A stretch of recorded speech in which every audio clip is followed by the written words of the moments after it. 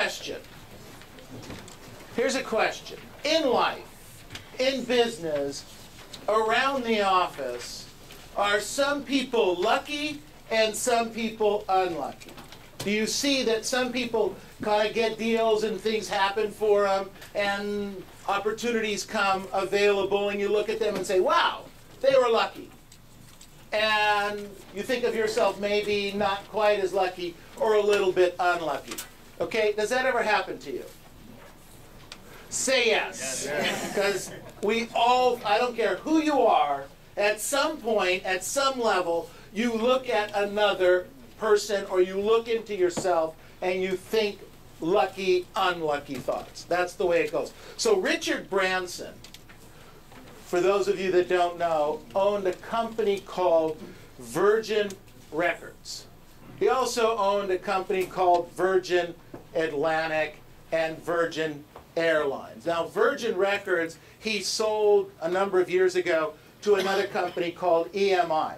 He sold it for $1 billion. Okay, this man started with nothing in life. He sold this record company for $1 billion.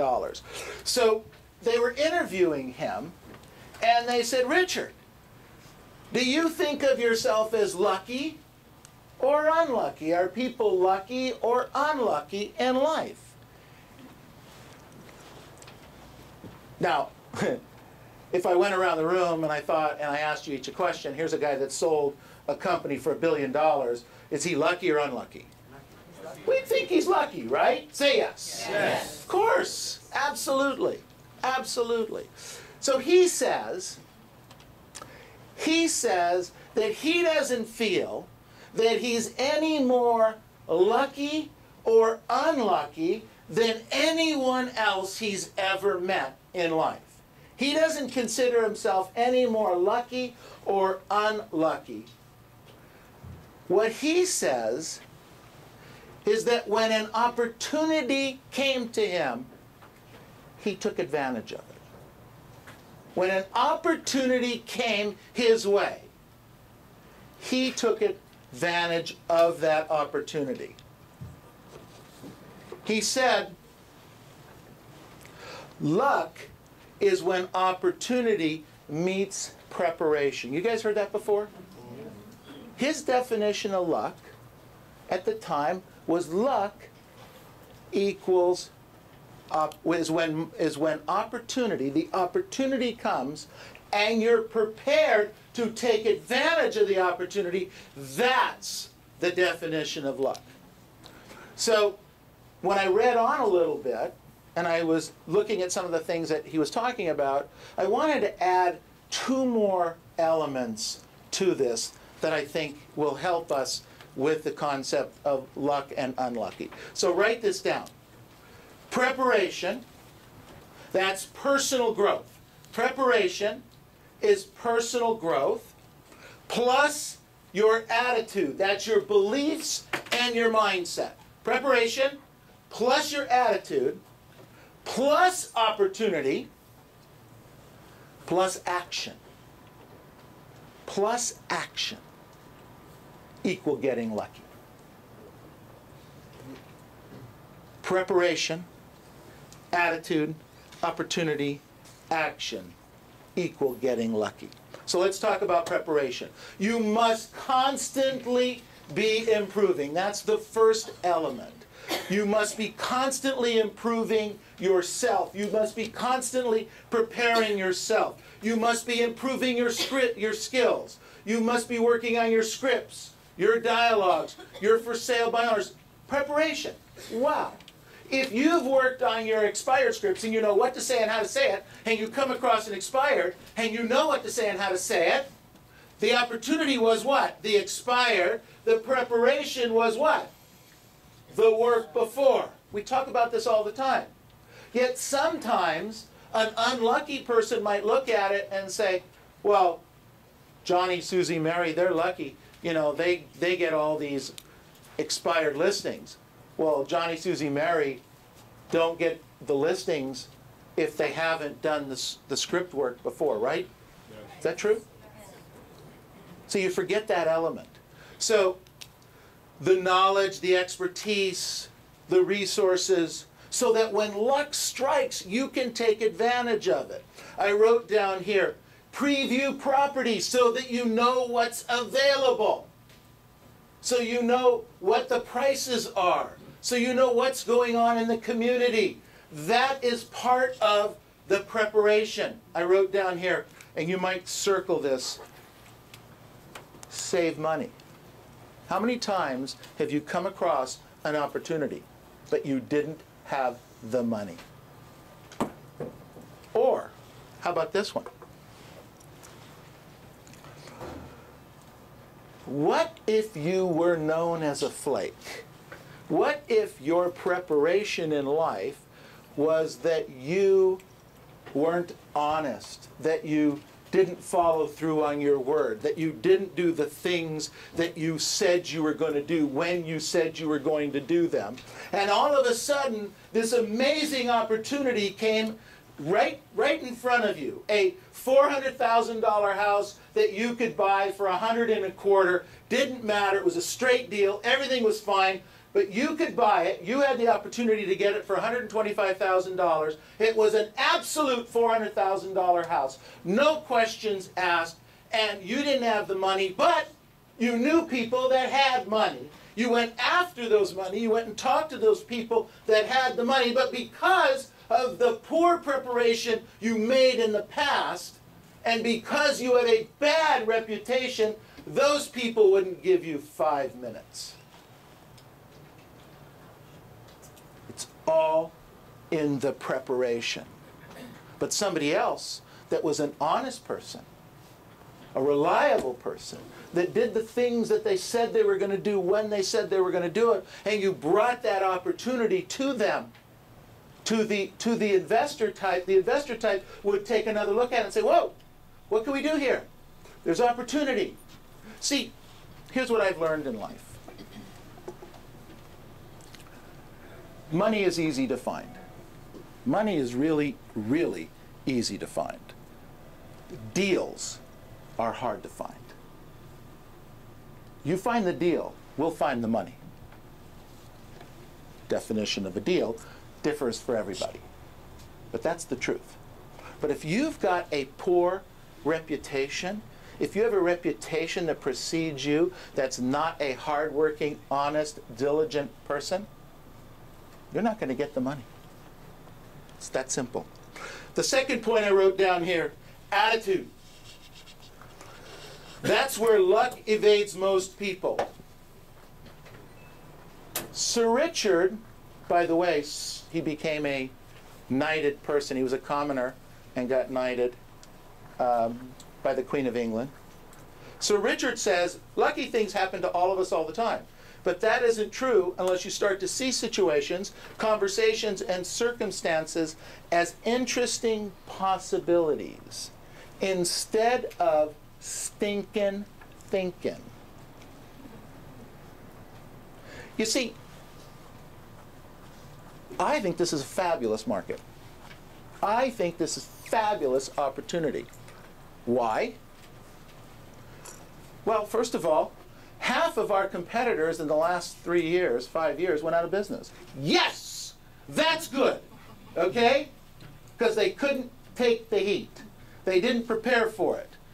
Competition is less. Business is less, but the competition is less. You're here. You're survivors. You're people that make things happen.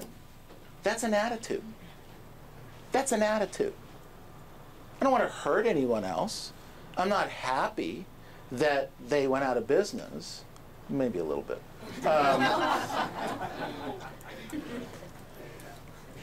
I wrote down here, most things in life begins with mindset and attitude. If you start the project with the right attitude, it's already 70 to 80% accomplished. If you start the project with the wrong attitude, you've got 70 or 80% chance it will not happen and you will not succeed. I wrote down here, you cannot see what you don't look for. You cannot look for what you don't believe in. You cannot see what you don't look for. So I get kidded all the time by my wife and my family. that I drive floating. Okay, I float. I don't pay it. I don't care. I don't care if it takes me 5 minutes longer or 10 minutes longer to get from point A to point B. I don't care. Why? Because I'm trying to pay attention to everything else that's going on around me. I want to know what that new building is like. I want to know what the detour is going on there. I want to know, wow, there's a new sign that went on that piece of property. Because I want to be aware of what's happening in the surroundings. It's not critical for me to get from point A to point B faster than you. It's critical for me to get there and know what's going on along the way. Does that make sense? Yes.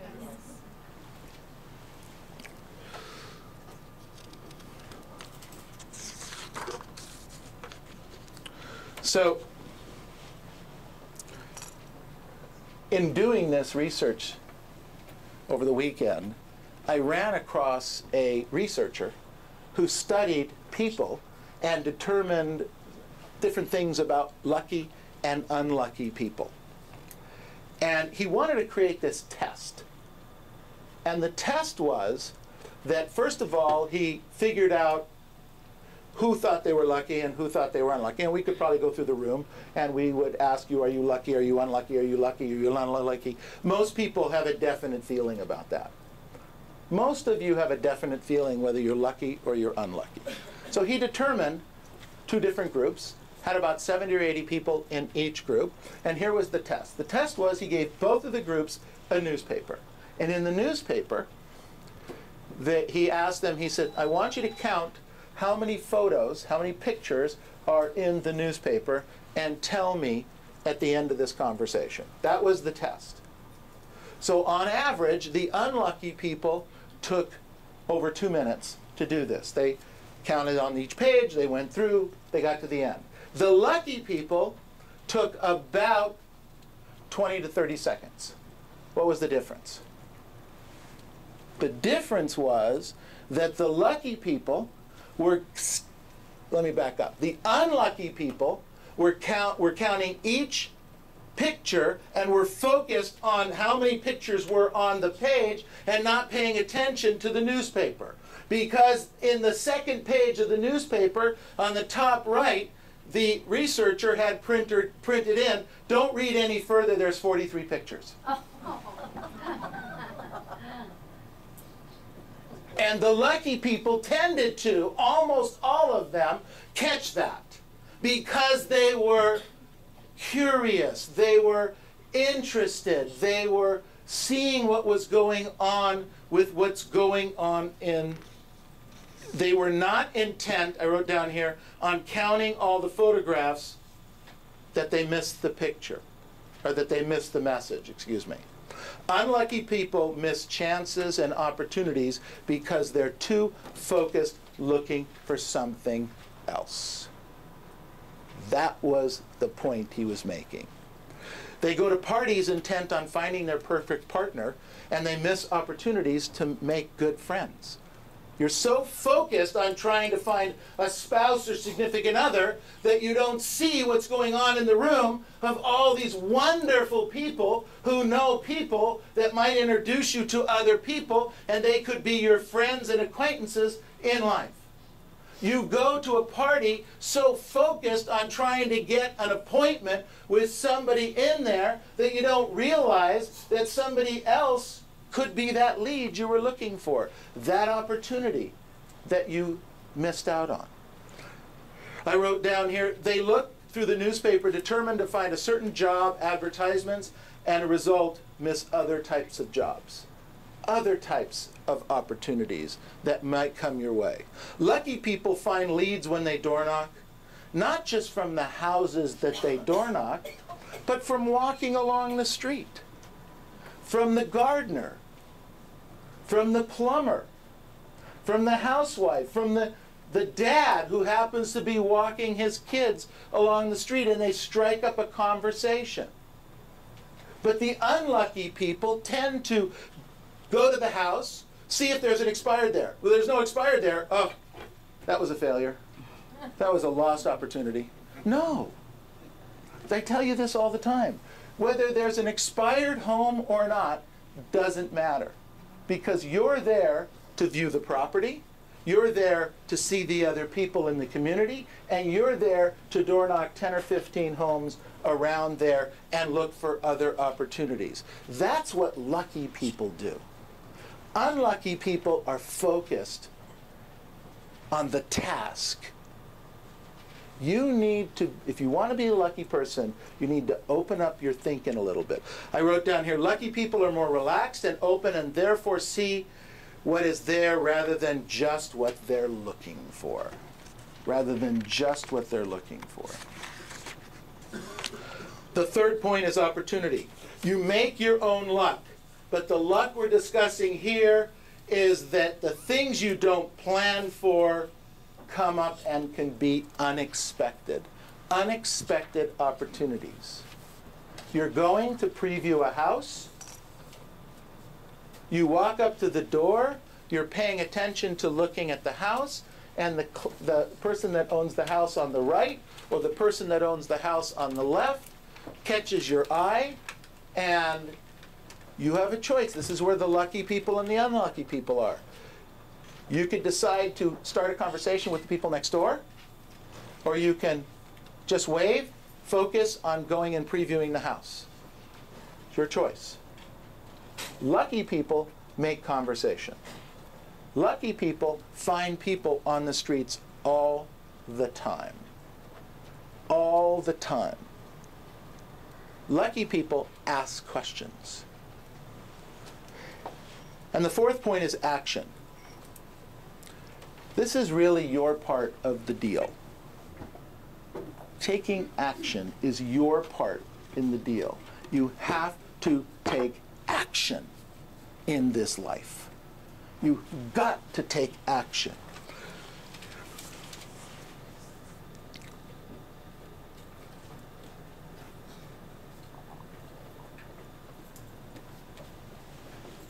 When you don't take action, you cannot, things won't happen for you. You have to pick up the phone. You have to knock on those doors. You have to preview those properties. You have to learn those scripts and dialogues. If not now, when? Question. Are you guys planning on being in this business 5 years from now? Yes. Are you? Yes. Okay. So if I ask you a question, up till now, and 5 years, so if I ask a question 5 years from now, how many of you will know how to, without a doubt, be able to help handle the question, I want to cut the commission? Yeah. 4 or 5 of you. I've been in this business 40 years. 40 years. My very first door knock of a for sale by owner, the objection was, 40 years ago, Beverly Boulevard, almost to the 605, not far from here, 8 miles from here, the objection was, I don't want to pay 6%. 40 years ago. Guess what? What's the objection on most for sale by owners today that you door knock 40 years later? They don't want to pay 6%. So I could spend 40 years not learning that objection. The objection's out there. By the way, 40 years from now, for sale by owners, however we do business, but for sale by owners, are going to have the same objection. I promise you. Learn it today. I have a friend in the business. Yes, don't we all? When are you going to learn how to handle that objection? I want to think about it. If your plan is to be in this business 5 more years, then you need to start learning these objections today so that 3, 4, 5 years from now, because you're going to be here anyway, right? Say yes. Yes. You're going to be here anyway. You're going to be doing business. These objections are here. You have to take action. You have to do what needs to be done. I wrote down here, today matters. What you do today will matter. What objection you will learn. What doors you will door knock. What calls you will make. Who you will follow up on matters. We all have opportunities that come our way. How prepared are you going to be for those opportunities that come your way? Tomorrow, next week, next month. You have to start today. Now let's go out and make this your best week ever. Thank you.